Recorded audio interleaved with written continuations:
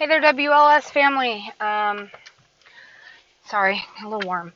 Uh, it's been a long time since I've posted a video, I know.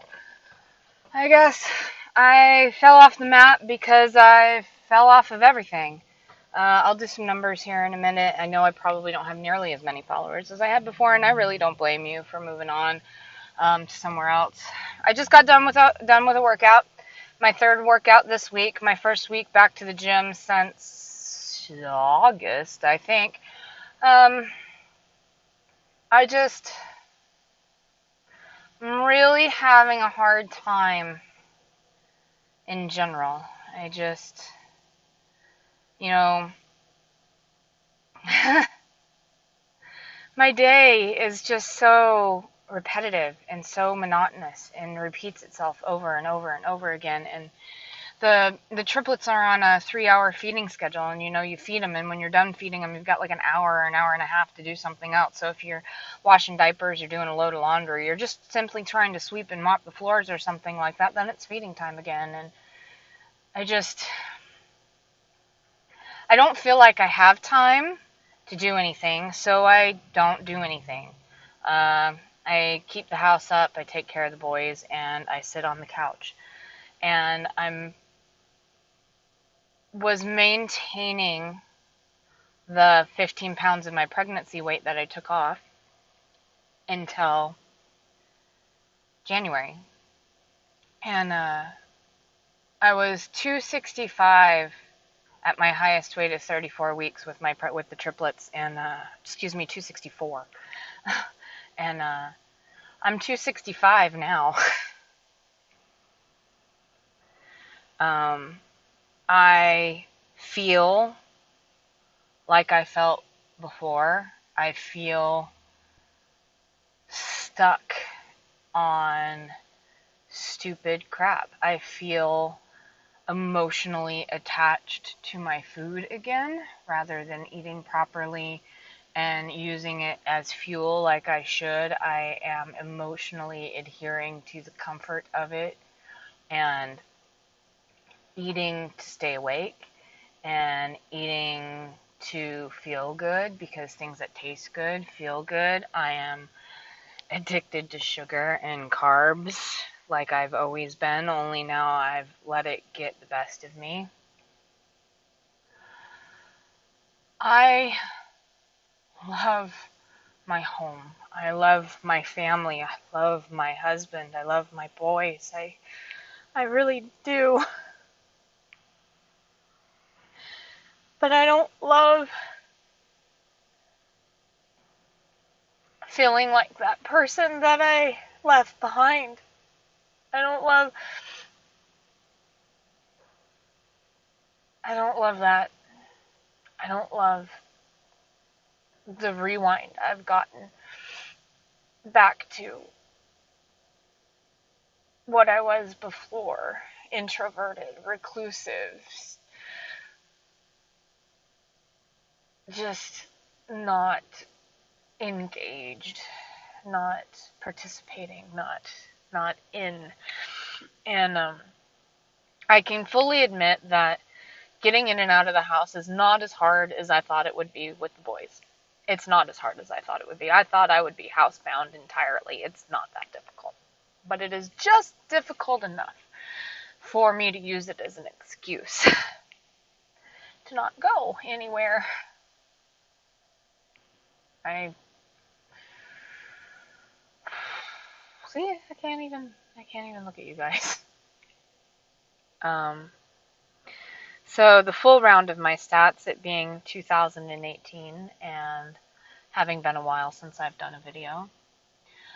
I started my journey at 331 pounds when I contacted Dr. Alvarez in Piedras Negras, Mexico. I started my pre-op diet. I had surgery at about 305 pounds, 310 pounds.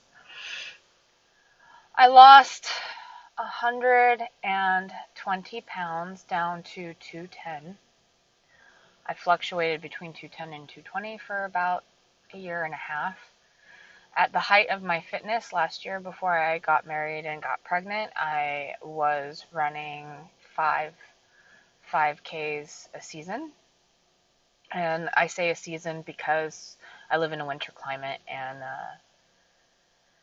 I don't travel to run. I run races here, so I ran all of the Fun Run 5Ks that were happening here. And then, or excuse me, the year before last. Wow! 2016 I'm referring to. I went all the way up to 264 with my triplet pregnancy. Very healthy boys, 34, born at 34 weeks, at 5 pounds, 3 pounds 8 ounces and 2 pounds 12 ounces. And then directly following that, I dropped about 15 or 20 pounds, and then I sat at 250 for a while until the holiday season and now. And while I'm confessing, I did my family Costco run a couple of weeks ago and bought a 5-pound container of M&Ms. And there is almost never a bag of chips in my house. And the worst thing I've ever done right now for my sleeve and for my body is that I keep a soda in the fridge. I don't keep a pack of sodas in the fridge. That's not an excuse. I keep a soda in the fridge. It takes me about a week to drink it because I just take a sip here or there because I like the way the carbonation feels in my throat. I don't actually really love the flavor of soda. And the thing I like about it is the thing that is the worst for me, isn't it? I've packed on weight. My husband's packed on some weight. It hasn't affected our relationship, but it's affected our relationship with ourselves. His relationship with himself, my relationship with myself. And it's made me feel like I'm not who I am anymore. So, I just completed day 3 of Couch to 5K. I had a much easier time jumping into Couch to 5K this time, I'll have to admit. I remember how hard I struggled every time I tried to try it before, and that it would just kill me. I don't feel like I'm dying. I'm certainly working hard, but I don't feel like I'm dying. And I signed us up for a run at the end of July, which is going to be hot as hell. But very disappointingly, Spokane. It's the only fun run 5K I can find other than the Dirty Dash and the Dirty something or other. There's a couple of dirty runs hanging out. There's no Color Me Rad scheduled. There's no color run scheduled. There's no bubble run scheduled. The only one I can find is the Great Inflatable Race. That's the only one running. Not that I'm knocking that. Looks stellar fun. I am totally looking forward to doing that with my husband and the 2 older kids. I'll have to get someone to watch the boys, and I haven't had any trouble with that up to date, so hopefully that continues. I needed something, I think, to be ready for in order to get me back into the gym. Now I just have to find some way to detach from my food again. To attach my emotions back into my life instead of to my bag of chili cheese Fritos. And I think I've been trying to hide myself from the fact that I have slid back into an emotional mental well-being that is familiar and not good for me. So here I am, Shrinking Sarah the reboot. I am, 14, 15, 16, 17,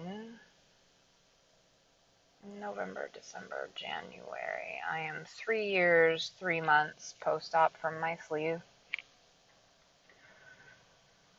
And I can do better. I can do better. I hope everyone is feeling stellar. Hope you had a happy new year. Bye.